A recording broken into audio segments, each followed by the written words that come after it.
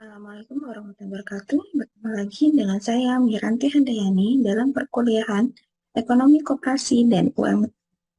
Pertemuan kali ini kita akan membahas mengenai definisi, karakteristik, dan kontribusi UMKM, usaha mikro, kecil, dan menengah.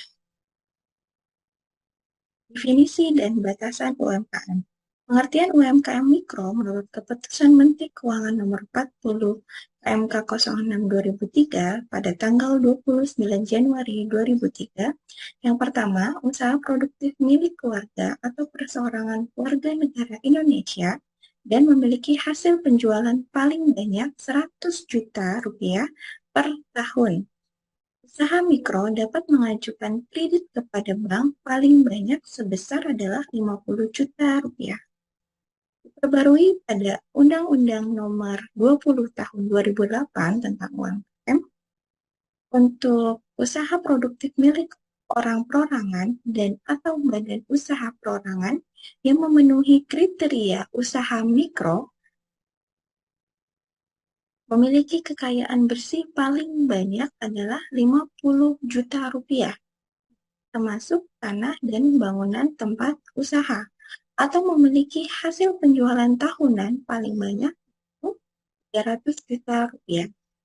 Pengertian usaha kecil. Menurut Undang-Undang Nomor 9 Tahun 1995, usaha kecil adalah usaha produktif yang berskala kecil dan memenuhi kriteria kekayaan bersih paling banyak 200 juta rupiah, masuk tanah dan bangunan tempat usaha, atau memiliki hasil penjualan paling banyak 1 miliar rupiah per tahun, serta dapat menerima kredit dari bank maksimal di atas 50 juta sampai dengan 500 juta rupiah.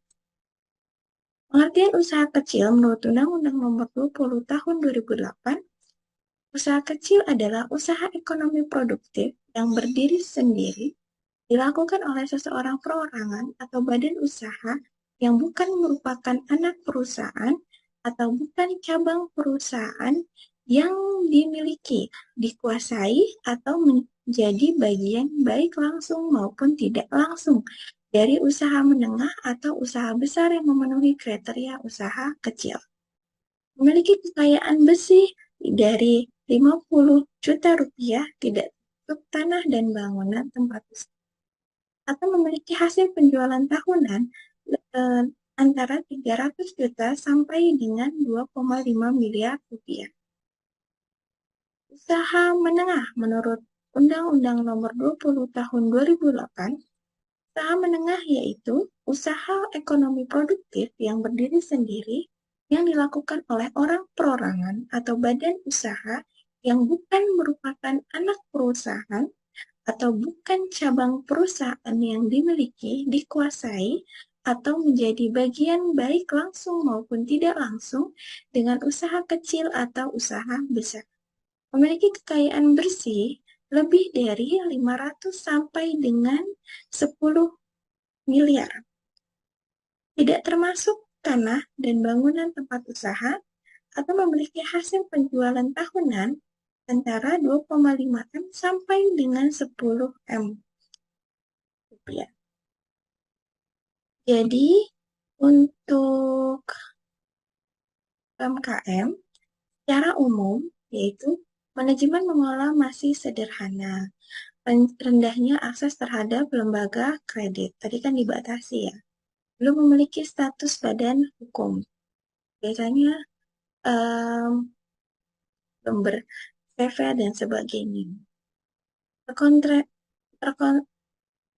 Terkonsentrasi pada kelompok usaha tertentu. Biasanya usaha perorangan gitu ya. Kemudian kalau di recast menjadi bentuk tabel sesuai dengan pengertian tadi Undang-Undang Nomor 20 Tahun 2008, kriterianya seperti ini. Kalau untuk usaha mikro, asetnya, harta yang dimiliki kecuali tadi tanah dan bangunan ya, tidak termasuk tanah dan bangunan, maksimal 50 juta. Hasil penjualannya itu maksimal 300 juta. Kalau usaha kecil, apalagi level dari mikro, memiliki aset sebesar 50 sampai 500 juta eh, penjualan bersihnya, omsetnya itu adalah eh, sama maksimal 300 juta. Sedangkan kalau usaha menengah, asetnya antara 500 juta sampai 10 miliar, kemudian omsetnya itu 2,5 miliar sampai 50 miliar rupiah. Itu berdasarkan pengertian tadi Undang-Undang Nomor 20 Tahun 2008 di Indonesia. Tapi beberapa pengertian UMKM di beberapa negara itu berbeda. Seperti World Bank membagi UMKM menjadi 3 jenis. Medium enterprise, ini kayak usaha menengah. Small enterprise, usaha kecil. Micro enterprise, usaha mikro, ya. Kalau untuk menengahnya, jumlah karyawan maksimal 300 orang, pendapatan setahun sejumlah 15 juta dolar, jumlah aset hingga sejumlah 15 juta dolar juga. Kalau lingkup kecil, jumlah karyawan kurang dari 30 orang, pendapatan setahun tidak melebihi 3 juta dolar, jumlah aset tidak melebihi 3 juta dolar. Dia seimbang ya antara jumlah aset sama omset itu sama. Kemudian usaha mikro, jumlah karyawan kurang dari 10 orang, pendapatan setahun tidak melebihi 100.000 dolar, kemudian jumlah aset tidak melebihi 100.000 dolar.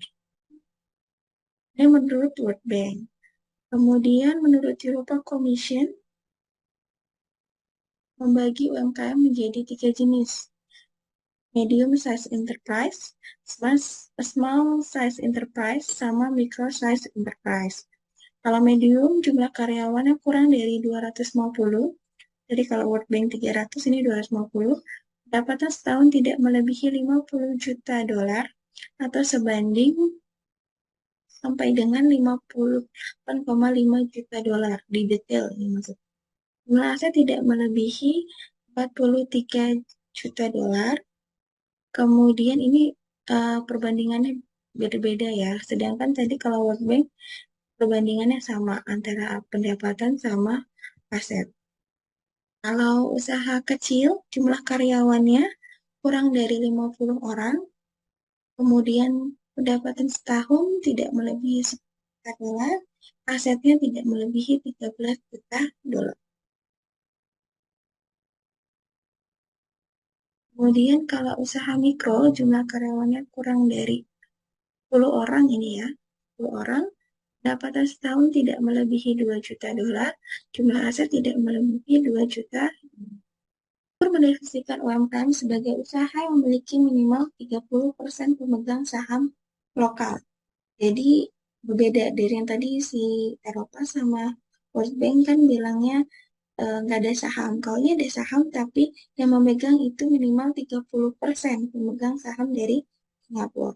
Aset produktif tetap yang dimiliki oleh usaha tersebut haruslah di bawah 15 juta dolar Singapura. Kemudian untuk perusahaan jasanya, jumlah karyawan minimal 200 orang. Banyak ya. Dan kalau ini kan dibagi katanya. Kemudian karakteristik usaha mikro. Kalau usaha mikro tuh jenis barang dan atau komoditi usaha tidak selalu tetap, sewaktu-waktu dapat berganti. Tempat usahanya tidak selalu tetap, sewaktu-waktu dapat pindah tempat ya. Belum melakukan administrasi keuangan yang sederhana sekalipun dan tidak memisahkan keuangan keluarga dengan keuangan usaha. Sumber daya manusianya belum memiliki jiwa wirausaha yang memadai, tingkat pendidikan rata-rata relatif sangat rendah, umumnya belum akses kepada perbankan maupun sebagai usaha, sudah akses ke lembaga keuangan non-bank. Kemudian umumnya tidak memiliki izin usaha atau persyaratan legalitas lainnya termasuk NPWP. Ini kalau usaha mikro kita boleh mencontohkan tuh seperti tani yang menganggap perorangan, terus peternakan, nelayan, pembudidayaan, tapi yang perorangan gitu ya, di pedesaan.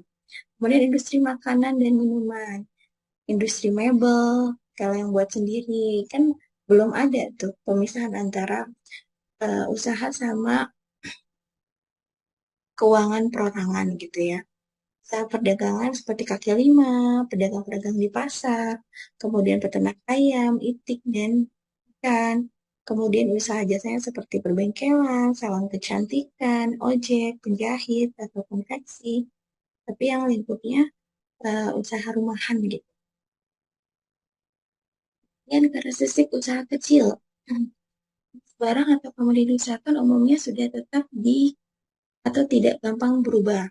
Lokasi atau tempat usaha umumnya sudah menetap, tidak pindah. Pada umumnya sudah melakukan administrasi keuangan walaupun masih sangat sederhana.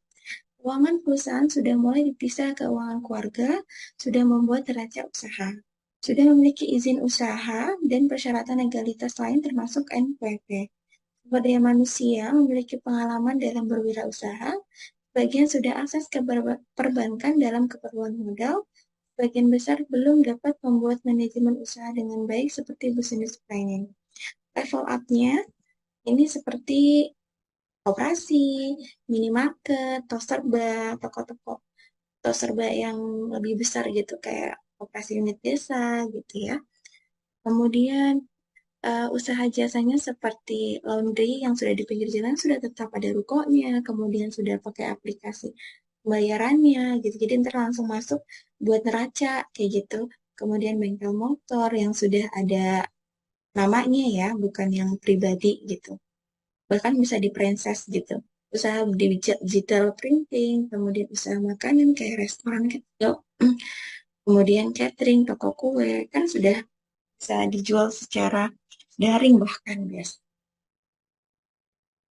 Kemudian ada level satu lagi, usaha menengah, umumnya memiliki manajemen dan organisasi yang lebih baik, lebih teratur, bahkan lebih modern dengan pembagian tugas yang jelas, antara lain bagian keuangan, bagian pemasaran, dan bagian produksi.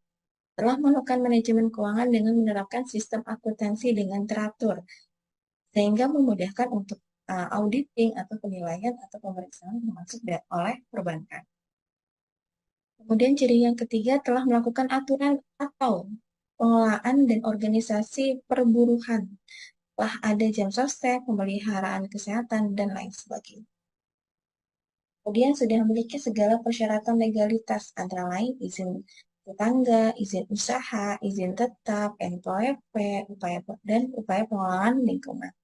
Sudah akses kepada sumber-sumber pendanaan perbankan, jadi sudah ada banyak dana tambahan atau utang kepada bank biasanya. Umumnya telah memiliki sumber daya manusia yang terlatih dan terdidik.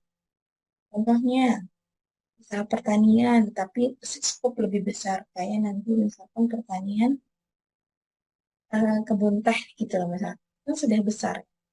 Kemudian kayak beras yang sudah dikemas gitu. Usaha perdagangan grosir termasuk sudah bisa ekspor dan impor. Usaha jasa MKL, ekspedisi muatan kapal laut gitu, garmen dan jasa transportasi taksi dan bus antar provinsi. Usaha industri makanan dan minuman contohnya elektronik dan jualan logam mulia mungkin. Usaha pertambangan batu gunung untuk konstruksi dan marmer buatan. Levelnya lebih paling tinggi di antara dua jenis yang lainnya, mikro dan kecil, tapi skupnya usaha menengah tadi sudah dibatasi ya. Berapa dia pendapatan setahunnya antara 2,5 sampai 10 miliar rupiah. Ya. Kemudian kontribusi UMKM dalam perekonomian. Peran UMKM dalam perekonomian Indonesia itu yang pertama kedudukannya sebagai pemain utama dalam kegiatan ekonomi di berbagai sektor. Kemudian yang kedua menyediakan lapangan kerja yang terbesar. Dan salah loh, UMKM itu menyediakan lapangan kerja untuk orang sekitar. Pemain penting dalam pengembangan kegiatan ekonomi lokal dan pemberdayaan. Kemudian menciptakan pasar baru dan sumber inovasi. Kemudian yang kelima, perannya sebagai sumbangannya dalam menjaga neraca pembayaran melalui kegiatan ekspor. Ini khusus yang usaha menengah.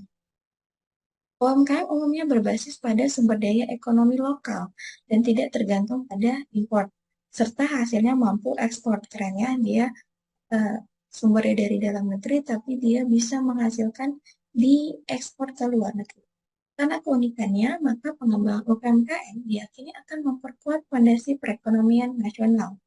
Perekonomian Indonesia akan memiliki fundamental yang kuat jika UMKM telah menjadi pelaku utama yang produktif dan berdaya saing dalam perekonomian nasional. Untuk itu, pembangunan koperasi, usaha mikro, kecil, dan menengah perlu menjadi prioritas utama pembangunan ekonomi nasional dalam jangka panjang. Jadi, sekian untuk materi kita tentang tadi karakteristik dari UMKM dan peranannya bagi perekonomian nasional. Kita lanjut jawab soalnya. Dan yang pertama, usaha ekonomi produktif yang berdiri sendiri yang dilakukan oleh orang perorangan atau badan usaha yang bukan merupakan anak perusahaan atau bukan cabang perusahaan yang dimiliki, dikuasai, atau menjadi bagian baik langsung maupun tidak langsung dengan usaha kecil atau usaha besar merupakan definisi UMKM menurut UU nomor 20 tahun 2000 yang ya. Berikut yang bukan merupakan peran UMKM dalam perekonomian Indonesia adalah yang bukan perannya. Pemain utama, betul. Menyedia lapangan kerja, betul. Pengembangan kegiatan ekonomi lokal, betul. Menciptakan pasar baru dan super inovasi, betul. Jadi yang bukan adalah market leader. Perekonomian Indonesia akan memiliki fundamental yang kuat jika UMKM telah menjadi pelaku utama yang produktif dan berdaya saing dalam perekonomian nasional. Jawabannya yang C. Salah satu usaha yang dilakukan pemerintah untuk membuat fundamental perekonomian adalah pembangunan koperasi, usaha mikro, kecil, dan menengah perlu menjadi prioritas utama pembangunan ekonomi nasional dalam jangka panjang. Jawabannya yang C ya. Nomor 5. Berikut yang bukan merupakan usaha menengah itu adalah contoh usaha menengah ya, tapi yang bukan. Yang bukan itu adalah batu logam betul, elektronik betul, industri makanan dan minuman. Harusnya dijelaskan ya. Usaha pertambangan batu gunung betul. Ini usaha perkebunan. Usaha perkebunan tuh masuk kategori usaha kecil. Ya, sampai sekian untuk perkuliahan kita hari ini. Sampai ketemu lagi di lain kesempatan. Kurangnya dari saya mohon maaf. Semoga semua dapat paham, memahami materi kita hari ini. Jangan lupa di subscribe, like, and share ya untuk Ismaira Family. Terima kasih. Wassalamualaikum warahmatullahi wabarakatuh.